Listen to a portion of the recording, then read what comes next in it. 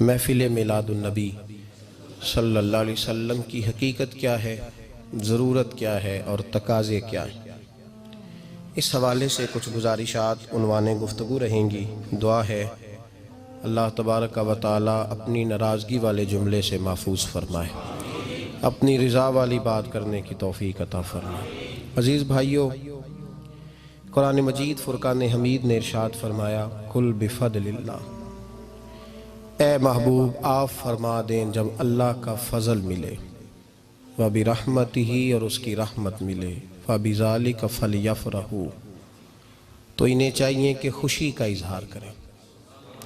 سورہ یونس کی آیت نمبر 58 ہے۔ جب اللہ کا فضل اور اس کی رحمت ملے تو خوشی کا اظہار کرو، خوشی کا۔ اسلام مسرتوں کا دین ہے، خوشیوں کا دین ہے۔ نبی پاک سید عالم صلی اللہ تعالیٰ علیہ وسلم کی مسکراہٹ کے اندر وہ حسن تھا کہ کائنات ساری حضور کی مسکراہٹ کی وجہ سے ہی مسکرا رہی ہے۔ حضرت جریر ابن عبداللہ رضی اللہ تعالیٰ عنہ حضور کے صحابی ہیں، وہ فرماتے ہیں کہ جب حضور مدینہ طیبہ تشریف لائے تو میں ملاقات کے لیے حاضر ہوا۔ پہلے دن میں حضور سے ملا تو نبی پاک مسکرا رہے تھے۔ پھر 10 سال میں حضور کو دیکھتا رہا،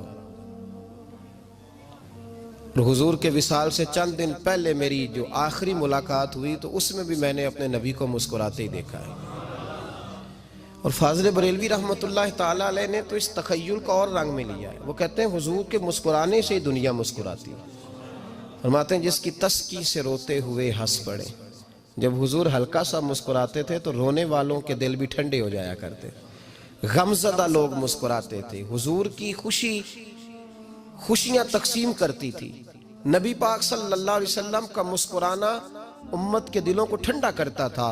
فرمایا جس کی تسکی سے روتے ہوئے ہنس پڑیں اس تبسم کی عادت پہ لاکھوں سلام۔ اور فرمایا یہ نہیں تھا کہ حضور بڑے تکلف سے مسکراتے تھے، حضور کی تو عادت تھی اس تبسم کی عادت پہ لاکھوں سلام، مسکراتے رہنا، خوشی کا اظہار۔ اسلام بہت ساری چیزوں کا انسان کو پابند کرتا ہے، حدود و قیود میں رہنے کا حکم دیتا ہے۔ صحابہ کرام علیہم رضوان کے ہاں شادی کے موقع پر بارات لے کر کے جانے کا کوئی رواج نہیں تھا۔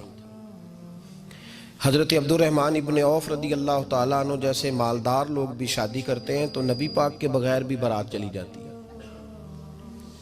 کوئی کانسیپٹ نہیں اس طرح کا کہ ڈھیروں بارات لے کے جائی جائے۔ حضرت عبد الرحمن ابن عوف کہتے ہیں میں حضور کی بارگاہ میں آیا تو سفید کپڑے پر پیلا زرد نشان تھا۔ حضور نے فرمایا کیا ہوا، یہ داغ کاہے کا؟ عرض کی حضور کل میں نے نکاح کیا تھا۔ تو محبوب نے جو ارشاد فرمایا اس میں فرمایا بڑی اچھی بات ہے، ولیمہ ضرور کرنا، چاہے ایک بکری ہی ذبح کرنا۔ بارات نہیں لے کے جائی جاتی تھی، ولیمے کا حکم دیا۔ اور بخاری میں نبی پاک نے یہ بھی فرمایا جب تمہیں کوئی ولیمے کی دعوت دے تو جایا کرو۔ اچھا، اب شادی کے موقع پر جو بارات لے کے جائی جاتی ہے تو اگرچہ حضور کی سنت نہیں لیکن اسے ہم حرام نہیں کہتے، اسے ہم ناجائز نہیں کہتے، ہم نہیں کہتے کہ یہ تو نے غلط کیا۔ اگرچہ لے جانا حضور سے ثابت اس مروجہ انداز میں ثابت نہیں اس طرح ہمارے ہاں جاتے ہیں، لیکن ہم پھر بھی اسے ناجائز۔ کسی صحابی نے اپنے بچے کی شادی پر اپنے گھر میں لائٹنگ نہیں کرائی، لیکن آپ کو دنیا کا کوئی عالم یہ فتویٰ نہیں دے سکتا کہ لائٹنگ کرانا حرام ہے۔ آپ شادی کے موقع پہ ساری گلی سجا لو، آپ ساری چھتوں پہ لائٹنگ کرا لو، کوئی آدمی یہ آپ کو فتویٰ نہیں دے سکتا کہ شادی کے موقع پر لائٹنگ کرانا جائز نہیں۔ کبھی سنا ہے آپ نے کسی سے؟ بولیے یہ جائز ہے، جائز پیسے ہیں تو ٹھیک، بلکہ میں اس سے آگے بڑھتا ہوں، اس سے تھوڑا اور آگے جاتا ہوں۔ حضرت عائشہ صدیقہ رضی اللہ تعالیٰ عنہ فرماتی ہیں میرا جو کمرہ تھا نا جس میں میں حضور کے ساتھ رہتی تھی اور ایک لمبا زندگی کا عرصہ گزارا، اس میں 3 آدمی سو سکتے تھے، چوتھے کے لیے جگہ ہی نہیں تھی، اور کچا تھا۔ کھجور کے تنے کھڑے کر کے اس پر کھجور کے پتوں کی چھت ڈالی گئی تھی۔ میں جب ہاتھ اٹھاتی تھی تو میرا ہاتھ اپنی چھت کو چھو جاتا تھا۔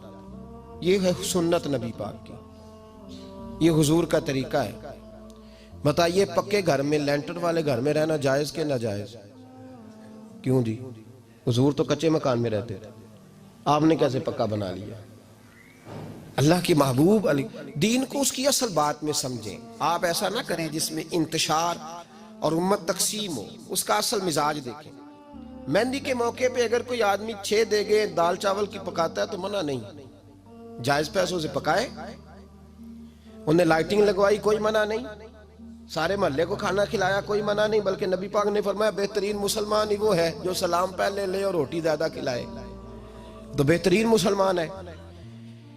ناجائز کیا ہے؟ ناجائز ہے شادی کے موقع پر بینڈ باجا بجانا, اس میں رقص کرنا, اس میں بھنگڑے ڈالنا, عورتوں مردوں کا اختلاط ہونا, عورتوں کی مووی بنانا, یہ چیزیں ناجائز ہیں. تو جو ناجائز ہے اس پہ پابندی لگائی جائے گی. جو جائز ہے اس کے بارے میں یہ کہا جائے گا کہ بھائی احتیاط کی جائے, سنت کی طرف دیکھا جائے تو بہتر یہی ہے. لیکن اگر کوئی کسی آدمی کے پاس جائز پیسے ہوں, وہ 100 کنال کے گھر میں رہے, اگرچہ سنت یہ نہیں, پر یہ تو کوئی فتویٰ نہیں نہ دے سکتا کہ حرام ہے تیرا 100 کنال کے گھر میں رہنا, کہ ہے فتویٰ کہیں آپ نے سنا.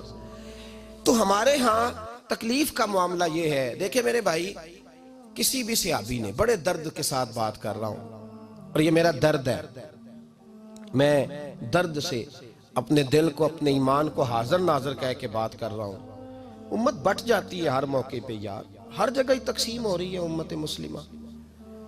ہر روز کچھ نہ کچھ فتوے ایسے مل جاتے ہیں جس میں دراڑیں پڑتی ہیں.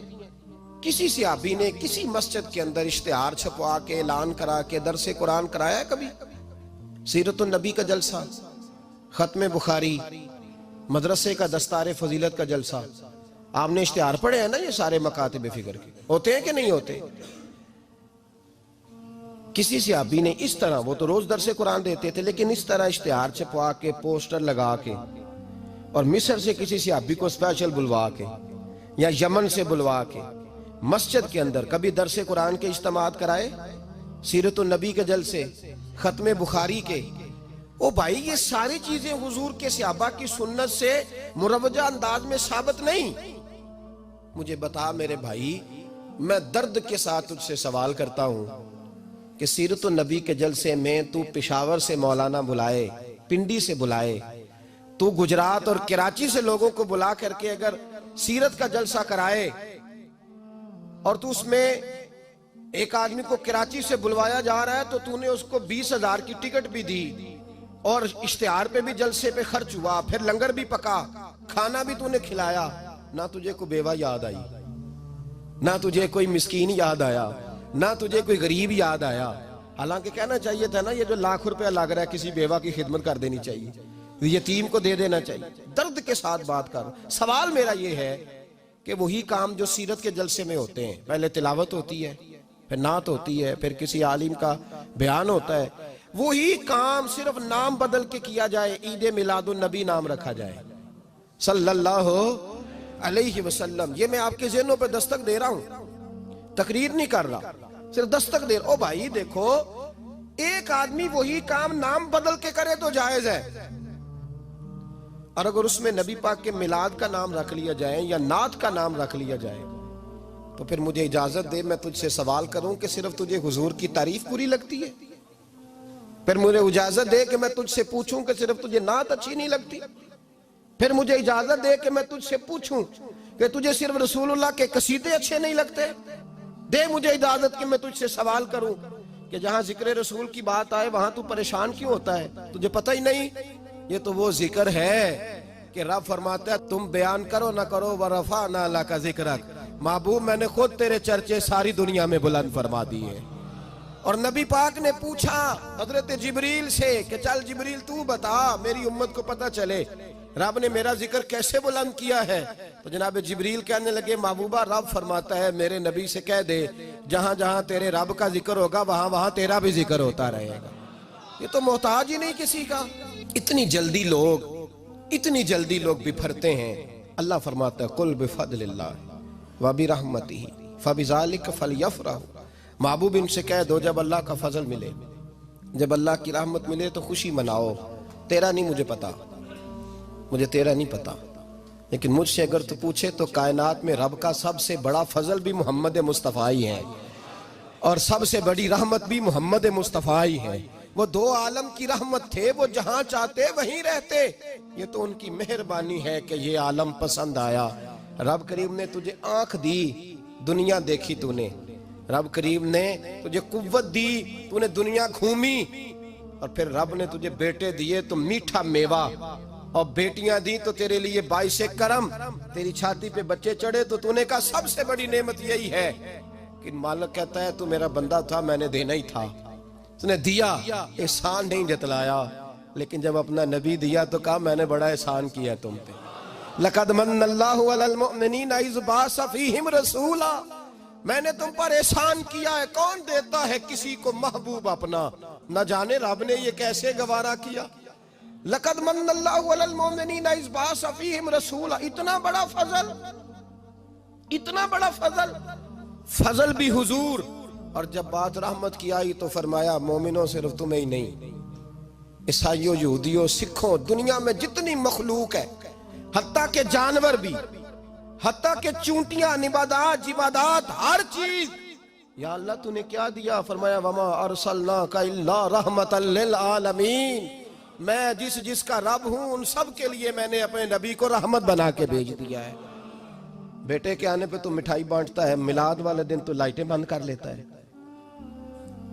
بیٹے کے آنے پر تو حلوائی بٹھاتا ہے، اور نبی پاک کے نام کی لائٹیں لگی ہوں تو پریشان ہوتا ہے۔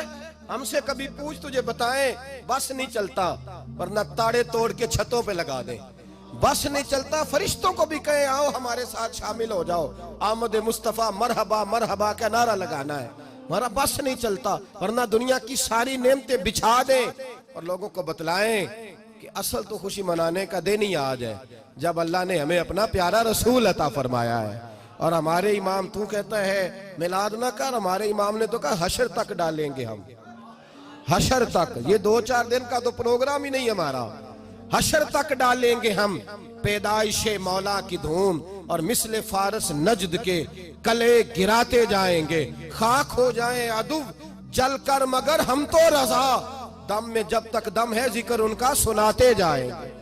ہمارا تو 1-2 دن کا پروگرام ہی نہیں۔ اور پھر سنو کتنی بڑی نعمت ہے۔ حضرت عباس سے کسی نے کہا تھا اللہ کی سب سے بڑی نعمت، تو بخاری اٹھانا، فرمانے لگے محمد نعمت اللہ، بخاری ہے بخاری، فرمایا محمد اللہ کی سب سے بڑی نعمت ہے، صلی اللہ، یہ سب سے